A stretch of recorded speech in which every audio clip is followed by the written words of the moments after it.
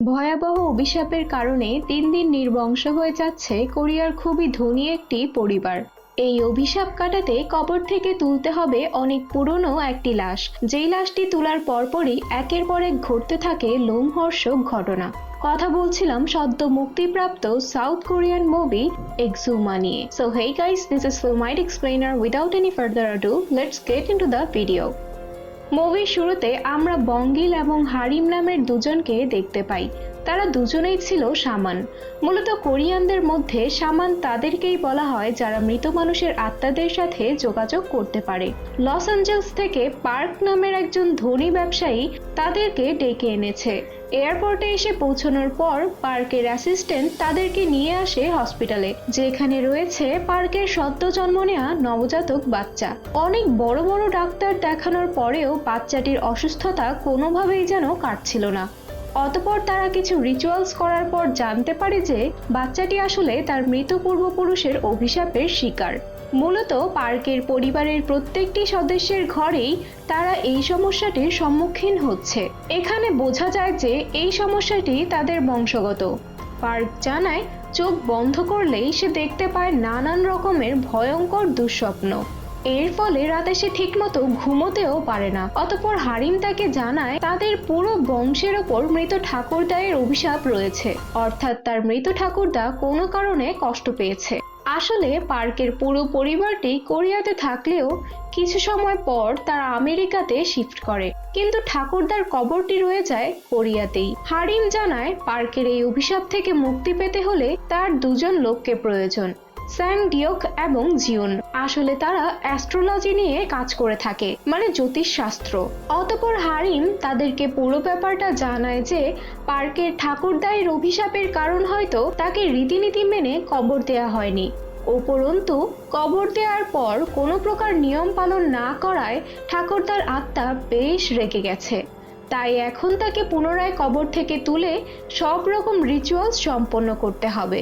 কিন্তু বাড়ির সিনিয়র সদস্যরা কবর থেকে লাশ তোলার ব্যাপারটিতে সম্মতি জানায় না, কিন্তু তবুও পার্ক এই কাজটিতে তার সম্মতি জানিয়ে দেয়। শহরের সম্ভ্রান্ত পরিবার হওয়ার কারণে পার্ক এই কাজটি গোপন রাখার উদ্দেশ্যে 3টি শর্ত জানায়, যেগুলো হলো কবর থেকে লাশ তোলার ব্যাপারে কোনো সরকারি সংস্থা যেন কোনোভাবেই জানতে না পারে, আর সেকেন্ডলি লাশটি কফিন থেকে বের করা যাবে না, থার্ডলি কফিনটি বের করার পর সেদিনের মধ্যেই সব রিচুয়ালস সম্পন্ন করতে হবে। অতঃপর ডিওকরা এই শর্তগুলো মানলে পার্ক তাদেরকে নিয়ে তখনই রওনা দেয়।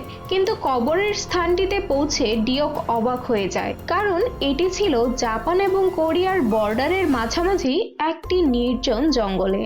শহরের সম্ভ্রান্ত পরিবারের একজন সদস্য হওয়া সত্ত্বেও এরকম স্থানে কবর দেওয়ার কারণটা ঠিক বুঝে উঠতে পারছিল না ডিওক। অতঃপর তাদের সন্দেহ হতে থাকলে তখনই দেখে যে কবরটির উপরে রয়েছে একটি পাথর, যেটিতে লেখা রয়েছে নামের বদলে কিছু মন্ত্র। এই বিষয়টি নিয়ে জিজ্ঞেস করা হলে পার্ক জানায় ঠাকুরদা একজন কোরিয়ান জেনারেল ছিলেন, তাই তাকে সম্মানার্থে একজন কোরিয়ান মং এই স্থানটিতে কবর দেওয়ার জন্য উপদেশ দেয়। যেহেতু তৎকালীন সময়ে কবর থেকে মানুষের বডি তুলে ফেলার অনেক রেকর্ডস ছিল, তাই ঠাকুরদার বডিটি যেন সুরক্ষিতভাবে রাখা যায়, সেজন্যই এই ব্যবস্থা করা হয়েছে। কিন্তু ডিওক বুঝতে পেরেছিল যে এই স্থানটিতে নেগেটিভ শক্তির প্রভাব অত্যন্ত বেশি। উপরন্তু কবর থেকে লাশ তোলাটাও একটি নিষিদ্ধ কাজ। পাশাপাশি সেই স্থানে রয়েছে শিয়ালের প্রচন্ড উত্তাপ, যেটি তাদের মনের মধ্যে আরো বেশি ভয়ের তৈরি করছে।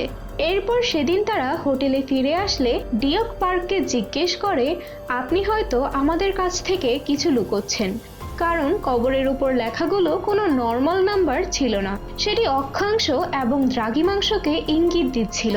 তাই এসবের ব্যাপারে সবকিছু না জেনে লাশটি তোলা নিজেদেরকে কবরে ঠেলে দেওয়ারই সমান। অতঃপর তখনই হারিম একটি প্রস্তাব করে যে এই ক্ষেত্রে তারা নেগেটিভ শক্তি কমানোর জন্য সেখানে ইভিল রিপ্লেসিং টেকনিক ব্যবহার করে কিছু রিচুয়ালস করতে পারে। এর ফলে নেগেটিভ এবং পজিটিভ শক্তির ব্যালেন্স বজায় থাকবে। কিন্তু এই রিচুয়ালস করার জন্য প্রয়োজন 5টি শূকর এবং মানুষ, যাদের জন্মসাল সেই 5টা শূকরের জন্মসালের সাথে মিলে যাবে। রিচুয়ালসের মাধ্যমে মানুষগুলোর সাথে শূকরগুলোর কানেকশন তৈরি করে কবর খুঁড়তে হবে। পার্কের ফুপি এই বিষয়টিতে সম্মতি না জানালেও সেখানে উপস্থিত ঠিকই থাকেন। অতঃপর রিচুয়ালস শুরু হলে কবরে প্রথম 3টি আঘাত পার্ককে দিয়েই করানো হয়। এরপর ওই 5টি লোক কবর খুঁড়তে শুরু করলে প্রত্যেক কোপের সাথে শূকরগুলোকেও তখনই আঘাত করা হয়।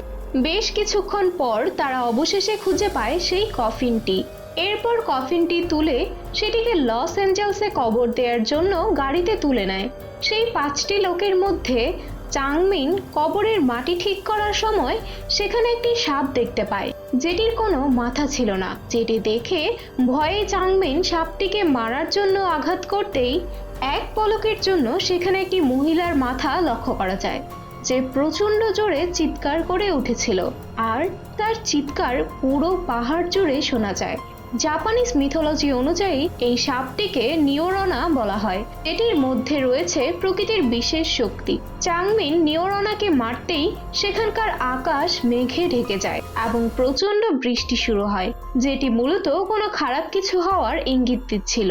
তাদের মধ্যে একটি কুসংস্কার বিদ্যমান ছিল যে বৃষ্টির দিনে কাউকে কবর দেয়া হলে সে স্বর্গে যেতে পারে। তাই বৃষ্টি থামা অবধি লাশটি সেখানকার একটি হসপিটালের মর্গে রাখা হয়। মর্গের কেয়ারটেকার কফিনটির কারুকার্য দেখে অবাক হয়ে যায় এবং লোভে তার চোখ দুটো জ্বলজ্বল করতে থাকে। অন্যদিকে ডিওক তার সন্দেহ দূর করতে সেখানে পাহাড়ের পাশে একটি মন্দিরে গেলে একটি লোকের কাছে জানতে পারে এই মন্দিরটি আজ থেকে প্রায় 100 বছর পুরনো এবং তাদের বংশধরেরা প্রাচীনকাল থেকেই মন্দিরটির সাথে ওতপ্রোতভাবে জড়িত। অতঃপর ডিওক তাকে সেই কবরের ব্যাপারে জিজ্ঞেস করলে লোকটি জানায় এই কবরটি নিয়ে বেশ কিছু গুজব রয়েছে।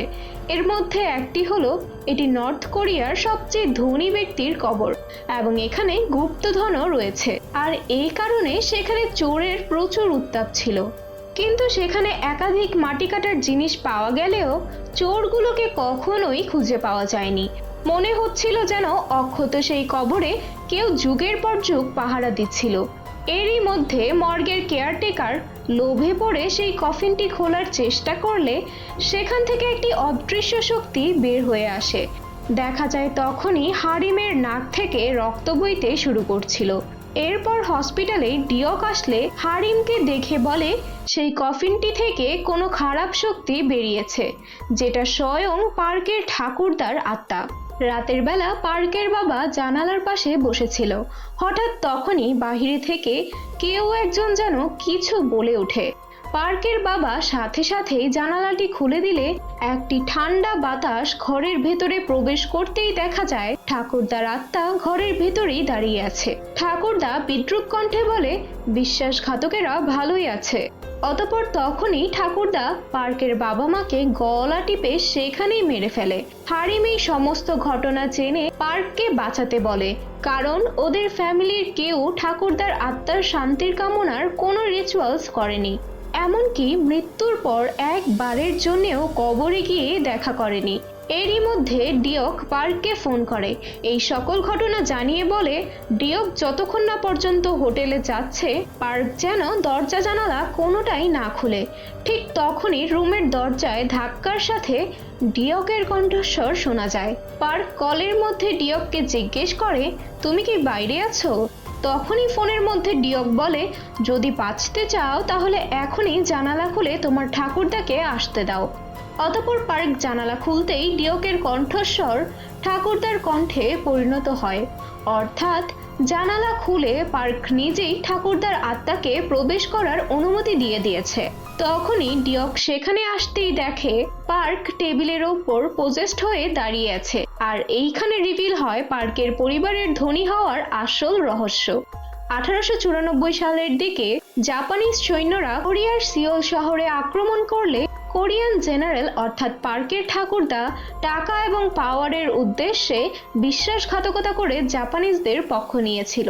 অর্থাৎ যে ঠাকুরদার জন্য তারা এতটা ধনী হলো তার কবরটি কোরিয়াতে রেখেই তারা আমেরিকাতে শিফট হয়ে যায়, আর এই বিষয়টি ছিল ঠাকুরদার কাছে অত্যন্ত অসম্মানজনক।